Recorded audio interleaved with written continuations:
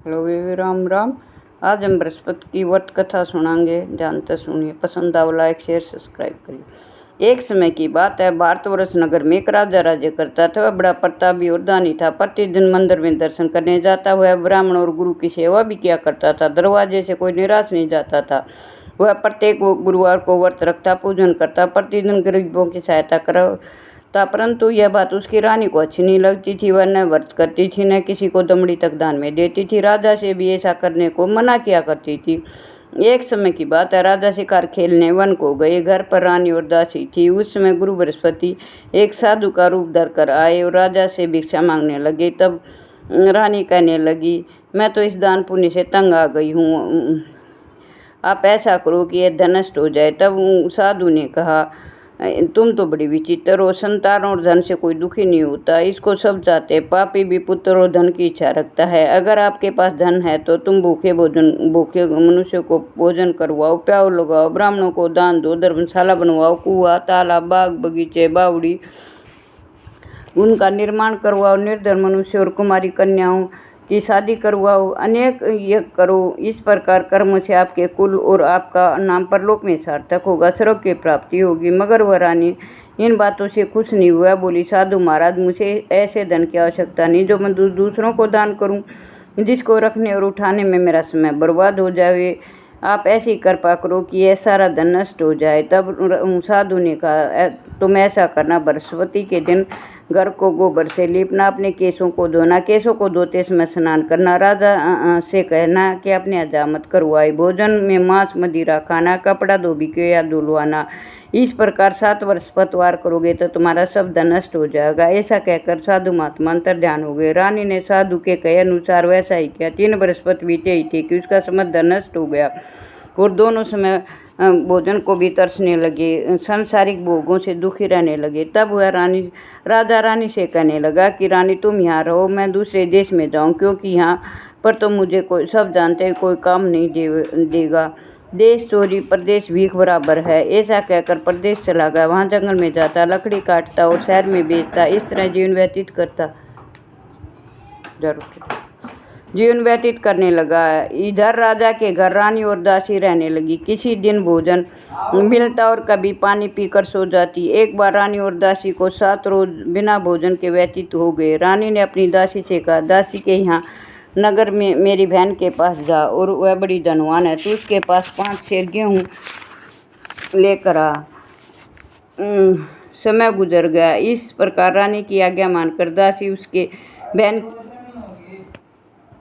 बहन के पास गई, और उस समय वह बहन पूजन कर रही थी, क्योंकि उस रोज बृहस्पतिवार था। जब दासी ने रानी की बहन को देखा तो उससे बोली, हे रानी, मुझे तुम्हारी बहन ने भेजा है, मेरे लिए 5 सेर गेहूं का आटा दे दो। इस प्रकार दासी ने अनेक बार कहा, परंतु रानी ने कोई जवाब नहीं दिया, क्योंकि वह बृहस्पति की कथा सुन रही थी। इस प्रकार जब बांदी को कोई उत्तर न मिला तो वह दुखी होकर और क्रोध में भरकर अपने घर लौट आई और रानी से कहने लगी, रानी, तुम्हारी बहन बड़ी घमंडी है, वह छोटे लोगों से बात नहीं करती। मैंने उसे कहा भी, पर उसने कोई उत्तर नहीं दिया। जब रानी की बहन ने कथा सुनने के बाद सोचा, मेरी बहन की दासी आई थी, पता नहीं क्या काम है, मैं उसके घर जाती हूँ। दासी घर आई। तब मैं कथा सुन रही रानी ने आकर अपनी बहन से कहा कि जब तुम्हारी दासी गई तब मैं कथा सुन रही थी। जब कथा सुनते हैं न उठते हैं न बोलते, इसलिए मैं न बोली। कहो दासी क्यों गई थी? रानी बोली, बहन, हमारे यहाँ अनाज नहीं है, वैसे तुमसे कोई बात छुपी नहीं है, इस कारण मैंने दासी को तुम्हारे यहाँ भेजा था 5 सेर गेहूं का आटा लेने के लिए। रानी बोली, बहन देखो, बृहस्पतिवार भगवान सबकी मनोकामना पूर्ण करते हैं, तुम अपने घर में जाकर देखो, शायद तुम्हारे घर में अन्न रखा हो। जब रानी अंदर गई तो उन्हें अन्न का भरा हुआ घड़ा मिला। तब वह बड़ी खुश हुई। तब रानी और बांदी उससे कहने लगी, बृहस्पतिवार व्रत की विधि हम भी बताओ, हम भी व्रत करेंगे। अगले बृहस्पतिवार ने रानी और दासी ने भी व्रत रखा।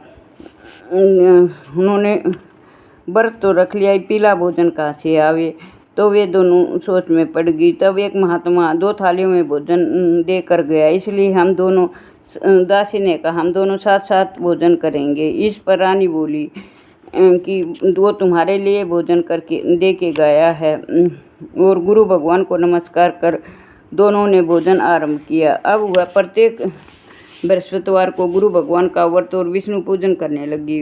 बृहस्पति भगवान की कृपा से रानी और दासी के पास धन हो गया।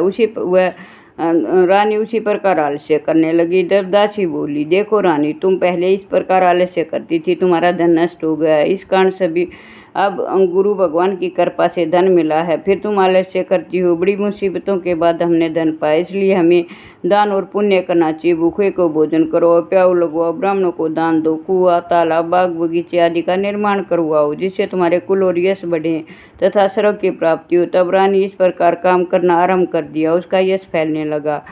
रानी और दासी सोचने लगी, पता नहीं राजा किस वेश में होंगे। गुरु भगवान की से प्रार्थना करने लगे। बार बार प्रार्थना करी तो राजा ने स्वप्न में बृहस्पति ने राजा के स्वप्न में दर्शन दिया और कहा, तुम्हारी रानी तुम्हें याद कर रही है। तब राजा बहुत दुखी हुआ और पुरानी बातों को याद करके रोने लगा। तब उसे जंगल में बृहस्पति देव एक साधु का रूप धारण करके मिले। राजा के पास आकर बोले, हे लकड़हारे, तुम सुनसान जंगल में किस चिंता में बैठे हो, मुझको बताओ। यह सुनकर राजा नेत्रों में जल भरा और साधु से वंदना करने लगा। हे प्रभु, आप सब कुछ जानते हो। इतना कहकर साधु को अपनी सारी कहानी बता दी। तब साधु महात्मा बोले, हे राजा, तुम्हारी स्त्री ने बृहस्पति देव का अपमान किया था, जिस कारण आपका इनकी यह दशा हुई थी। अब तुम किसी प्रकार की चिंता न करो, भगवान तुम्हें पहले से अधिक धनवान करेगा। तुम देखो, तुम्हारी स्त्री ने बृहस्पति का व्रत आरंभ कर दिया और तुम भी मेरा कहना मानकर बृहस्पति का व्रत करो। चने की दाल, गेहूँ जल के लोटे में डालकर केले का पूजन करो, फिर कथा को सुनो, भगवान तुम्हारी सब मनोकामना पूर्ण करेंगे। साधु को प्रसन्न देकर राजा बोले, मुझे लकड़ी बेचकर इतना ही धन मिलता है, जिसे भोजन के उपरांत कुछ नहीं मिलता। मैंने रात्रि में अपनी रानी को व्याकुल देखा था। मेरे पास कुछ भी नहीं है जिससे उसकी खबर मंगा सकूं। फिर कौन सी कहानी कहूँ, यह मुझको मालूम नहीं है। साधु ने कहा, हे राजा, तुम किसी बात की चिंता मत करो। बृहस्पति के दिन तुम रोजाना की तरह लकड़ियाँ लेकर शहर में जाओ। तुमको रोज से दुगना धन मिलेगा, जिससे तुम भली प्रकार भोजन करना और बाद में तुम प्रसाद खरीद लेना। प्राचीन और कहानी इस प्रकार है। प्राचीन काल में एक ब्राह्मण था। वह बहुत निर्धन था। उसके पास कोई संतान नहीं थी। उसकी स्त्री बहुत मलिन रहती थी। वह स्नान न करती थी, न किसी देवता का पूजन करती। प्रातःकाल